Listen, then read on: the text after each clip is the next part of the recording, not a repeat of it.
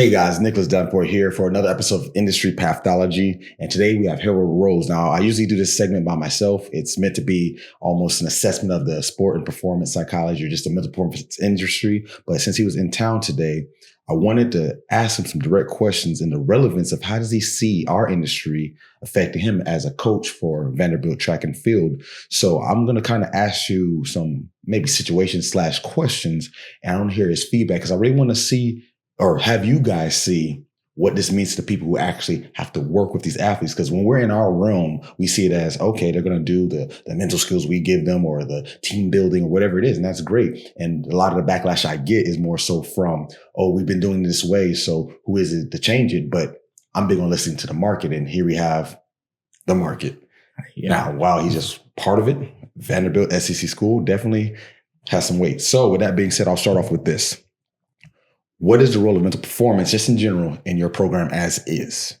Currently, we have a sports psych, and we just employed a mental performance coach. So for us, mental performance is anything from stress management, being able to manage the load on and off the track, being able to help people deal with life skills and the nature of collegiate athletics, just because it's like competing at that level and the amount of stress that it requires. You need to be sharp between the ears. So for us, from using different techniques, from having different professionals come in, and we use mental performance in a number of ways, or it's intertwined within our program. So that goes into the point of, in the industry, our industry, that it's so divided. It's not that it's right, wrong, good, or bad. It's just we have the people who have more of a clinical background, and we have people who do more just the more educational mental skills, like the box breathing, the visualization. But obviously the clinical people can do that too. So there's been a big uproar of who should be what and how far one can go. Obviously, from a licensure standpoint, you can't diagnose as a non-clinical. Sure. But I guess where I'm getting at is, and this is where I got some of my bias that I'll check right here, is that why isn't there a demand for maybe even another third route where it's performance? Because performance or applied psychology is a big part of this industry, but yet it doesn't look like that. So when I say performance, things that are going to have a more dynamic approach. And that's why I think the missing link is. And that's, like I said, that's my bias, since that's what I do. I still have the other sides, and that's the beauty. My toolkit contains that other stuff, but you ain't going to box breathe your way to a SEC championship. That's just what I'm going to say. Not for real, because you could argue, because people argue with me on LinkedIn and say, okay, these are the fundamentals. I never said knock the fundamentals. I didn't say don't do box breathing, but that's passive. Yes. Like, you don't go to the weight room, do your dynamic warm-up and leave. The dynamic warm-ups is passive to get you ready for the action that's going to break your body down with the load on your muscles. And that's why I think mental performance is, and that's why it's not people. I don't think people understand where I'm coming from when I say this. So to my point, with my bias now checked, where do you see a fit in general, maybe with your team or just any sport, for that type of mental performance training? So I think when we talk about the applied components of a physical component to the mental performance aspect, I think is absolutely necessary. And plus, like, most athletes are kinesthetic learners, right? So they putting them in an environment where they can use their hands, use their bodies, move around a little bit, right? They're going to be a little more in their element, right?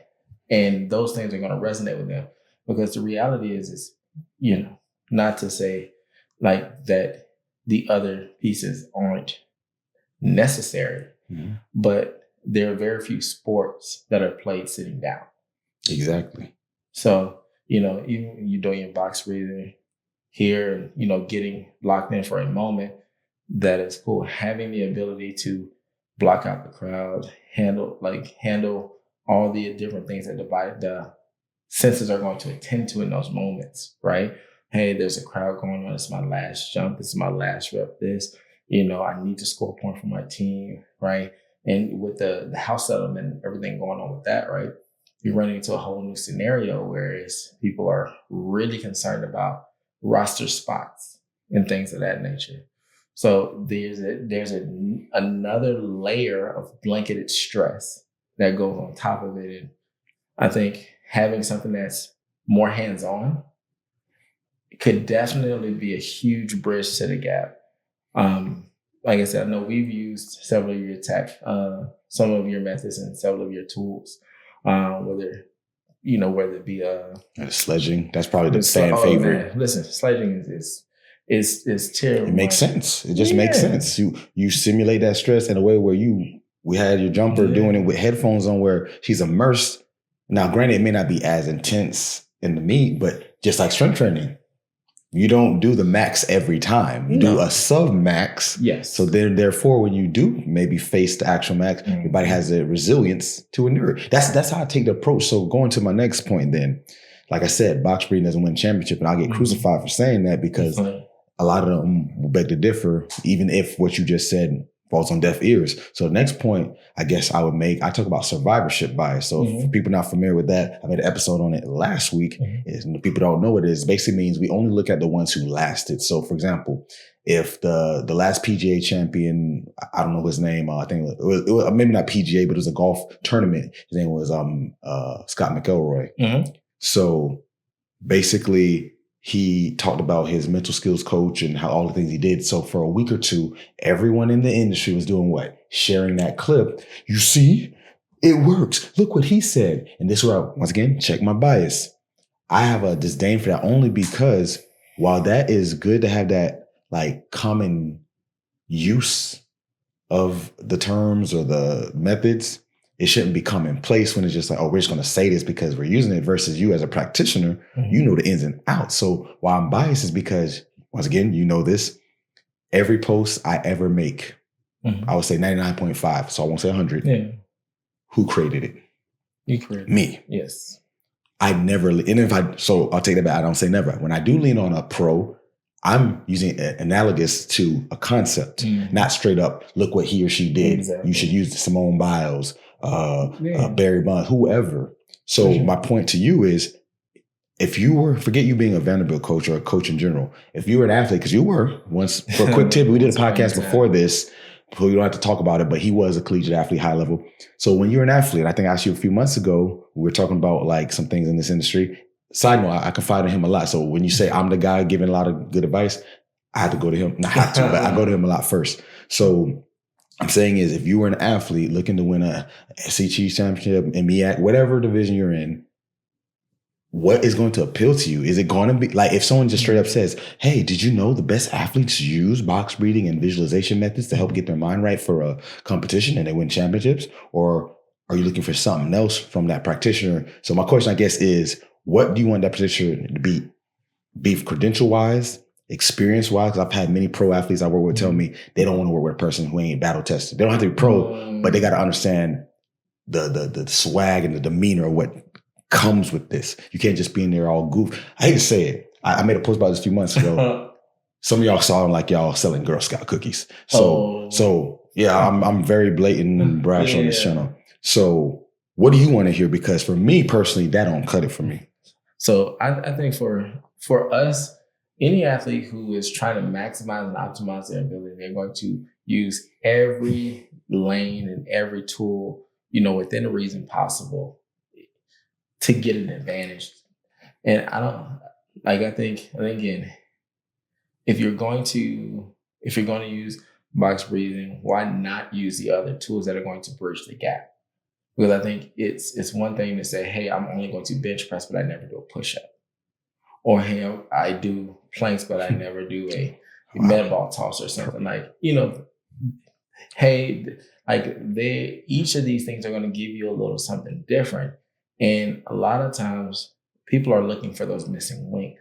And if you've never applied it, you never used it, you never tried it in its totality, how do you even know? And that's where I got an issue where it's not that you need to eat this up and like do it my way or the highway. It's more so you never even tested these waters. Because I know, I always joke and say to them, I can do what you do and I can do what I do. Oh, for sure. But you only can do what you do. You can't do what I do. Yeah. So who's more dangerous? Like there's a reason why I have literally probably 100 messages in my DM on LinkedIn for the last month or two of up and coming practitioners that are fresh out of their masters about to finish. And even some that have been in the industry longer than me. It's not because I don't know everything, but they see something like, what is he doing? And how is he talking like this? Because like I said, I'm battle tested from as a performer, as a business owner. So to my point, what does that person need to say to you? Not necessarily as a sales pitch, but as his knowledge base. Does he need to talk in a way where, or she talks in a way where it sounds like they bout that life, as we would say growing up, they bout about it. So is it that, or is it more so they need to have a certain pedigree as an athlete? Because some people do like that too. Like me, I'm not a pro, but almost every athlete I work with likes me because I've gotten to an okay level, very low okay level, but I've done it. But at the same time, I've had the mindset. So we kind of connect on that notion. Some people, I guess that's not their demeanor, so they can't use that. So that's what I would want to see though. But what would you want to see? I think here's the reality, right? You run into situations where someone comes in and asks you to have an open mind, and they are closed-minded. Most time, yes, athletes are resistant to this stuff in any sense, not even just my stuff. Well, I'm talking about practitioners. How is a practitioner going to tell an athlete to be open to listening, to hearing these things, and they're not open to exploring other parts of their field? Like it's what I'm saying. So it's not having to be an athlete or having those. It's like, hey, if I'm looking for everything to make me better, you should also be looking for everything to make me better. If we are aligned and working to be on the same team. That's the clip. That's the part I'm gonna clip before I edit this and put it on tonight and be like, coming tomorrow. It comes out tomorrow. So, dang. Like I said, this wasn't meant to be like long. I don't know how long it's been, but the whole point of this was I wanted them to see, because for the last, this is this is episode like 19 or 18. So we're almost 5 months in. So that's the crazy thing. I started simply because I made that post and people came for me, and I'm like, know what? Because a guy commented and said, what are you doing about it? And I responded to him, right? I don't remember his name, but I know he was a PhD, CMPC. I looked at his profile, the beauty of LinkedIn. I can see all your accolades right there. So people come from me, you better check it and respect it, right? Sure. So he had credentials, but when I was saying like, okay, you're one of them, you're more a traditionalist, cool. So I responded to him. I said, here's over 4,000 videos, Instagram link, over 400 videos, YouTube's links. Have fun. Never got a response. Because the thing on LinkedIn, I haven't been active on that until probably April, March of this year. Yeah. They don't realize, because I think that's the reason I get pushed back on LinkedIn, at least, because on Instagram and other social medias is more the audience. Yeah. So they're getting me, and they've been getting me for a decade. But the practitioners only been getting me for 3 months. And like, who is this one random in their eyes? Because I'm far from it. But in their eyes, I'm a random because I don't walk in the crowds they walk in, because I don't go to ask other than to be a vendor to show my methods. I don't, like, not sounding cocky or none. I've been asked in the last 2 years as a vendor.